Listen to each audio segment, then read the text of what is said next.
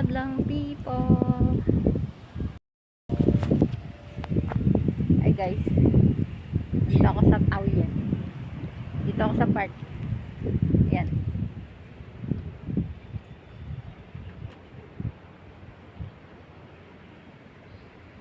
Dito ako sa park guys. Wala lang magawa. Kasi guys, nagano ako. Gumawa ako ng maikling pagbati kay Sir Q.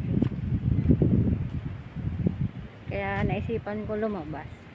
Pero wala lang. Doon ko ginawa yung pagbati ko sa loob ng bahay. Kasi mas malinaw doon. Dito kasi saan maraming tao.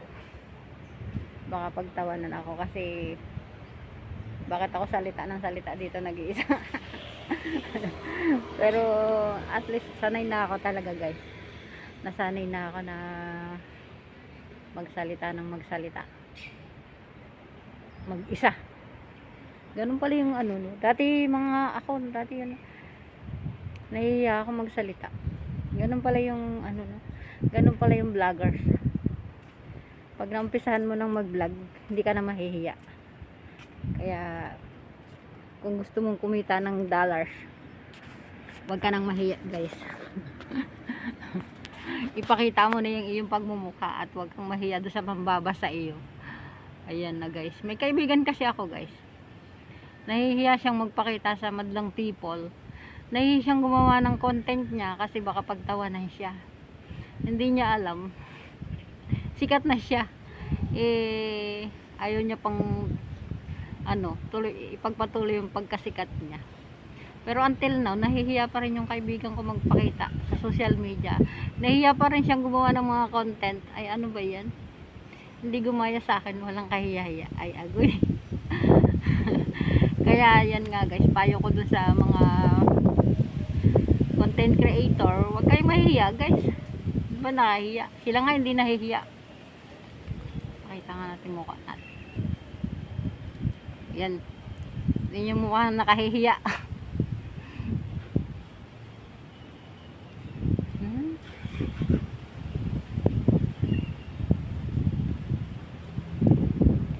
Parang komportable kasi ako nang may takip yung mukha ko. Isa rin ako sa nahihiya. Kaya wag nyo na akong ibasgay kung hindi ako nagpapakita sa aking mga live. Kasi nga guys, bungi nga kasi ako. Nasira yung postiso ko dito. Oh, ayan. Nasira dito yung postiso ko. Kaya ang pangit-pangit tingnan. Ang pangit ko na, lalo pang pumangit nung natanggal yung postiso. Pag uwi ko na lang sa Pinas, kaya saka ko ipapaayos yung postiso ko. Kaya, ayan. Yung payo ko doon sa mga content creator dyan. Huwag na kayong mahiya guys. Para tuloy-tuloy na yung pagkita natin ng dollar sa ating sa ating revenue. Alam nyo guys, ipinasok ko na yung bank account ko dun sa dun sa YouTube channel ko kasi hinihingi na nga ni tapos ayun na nga nakalagay inilagay niya na sa bangko yung pera. 'Di ba ang saya-saya lang pag yung susweldo ka na, yun na yung pinakang magandang parte ng buhay mo, yung nagsweldo ka sa YouTube na nagbunga na yung pinaghirapan mo, 'di ba? Oo, ang saya-saya ko guys, pero hindi ko nilagay yung bank account ko guys, kasi yung bank account ko nasa Pilipinas. Pwede lang yung ma-withdraw pag umuwi ako ng Pilipinas. So yung nilagay kong bank account ay yung sa anak ko. Kaya baka next week, kasi sabi ni YouTube 5 days daw makukuha na nila yung pera. Kasi ayun na nga, tinanggal na niya dun sa sa revenue ko yung yung dollar ko. Ibig sabihin ay pasok na niya sa bangko. So sila ang makikinabang, yung family ko. Okay lang yun. At least sabi ko pag nakuha nila, na-withdraw nila, na lang sila. Magawa na lang ng pang-premiere ko para ipagyabang ko. Siyempre ipagyayabang ko yun Kasi nagsweldo na ako. Yun na yung pinakang maganda. First salary ko sa sa YouTube channel, kailangan ipagyabang ko yun. Kahit hindi ako nag-withdraw, kailangan ipagyabang ko yun sa buong mundo na isa na akong creator at sumusweldo na, di ba?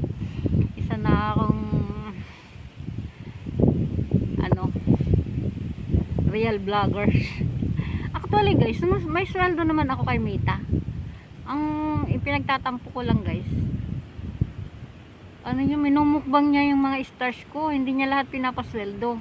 Maliit lang yung binibigay niyang sweldo sa akin kay ni Mita. Pero hindi ko kinukuha kasi sobrang liit. Hindi siya dun sa mga nakukuha kong mga sa mga stars. Pero intayin ko na lang siguro lumaki yung yung kikitain ko, yung malaki yung ipapasweldo ni Mita sa akin, para dun ko kunin yung yung sweldo ko. O di ba guys, pag may tiyaga may nilaga. O ganun yun. Kaya yung walang kakwenta-kwenta kong mga content, at least kumikita, di ba? Kaya wag na kayong mahihiya guys kung paggagawa ng content, kasi may kita talaga. Kikita tayo sa YouTube, kikita din tayo sa Reels. Kaya wag kayong mahihiya guys. O yung kaibigan ko dyan, shout out sa iyo. Ipagpatuloy mo lang talaga yung yung mga naumpisahan mo. At sana gawin mo yung lahat ng magpapasaya sa iyo. Huwag kang mahihiya. Kasi tulad ng sinasabi ko nga, life is so short. Kaya gawin mong makulay yung buhay mo habang nasa mundong ibabaw pa tayo. Huwag nang mahiya. Kasi inumpisahan mo, naging ka na, naging YouTuber ka na, naging ka na, vlogger ka na, kaya ipagpatuloy mo na, 'di ba? Ganun yung ginagawa ko. Kaya ganun yung gawin nyo guys. Kailangan ay gawin nating maging makulay ang ating buhay sa mundong ibabaw habang tayo ay bata pa. 'Di ba? Minumpisahan natin, dapat ipagpatuloy natin. Maging masaya tayo. Yan, wala lang, tinamad akong gumala. Syempre gusto ko lang magpayo doon sa mga kagaya kong mga vlogger. O ayan, doon sa mga friendship ko dyan, doon sa mga mga kaibigan kong mga tinutulungan, sa mga tumutulong sa akin, shout out sa inyong lahat. Sana tuloy-tuloy lang tayo guys, huwag mahihiya.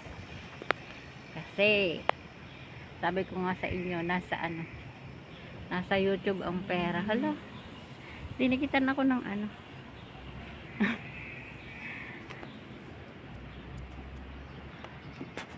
yan na nga guys, okay na. Mayroon ako ditong meron ditong lumapit sa akin kasi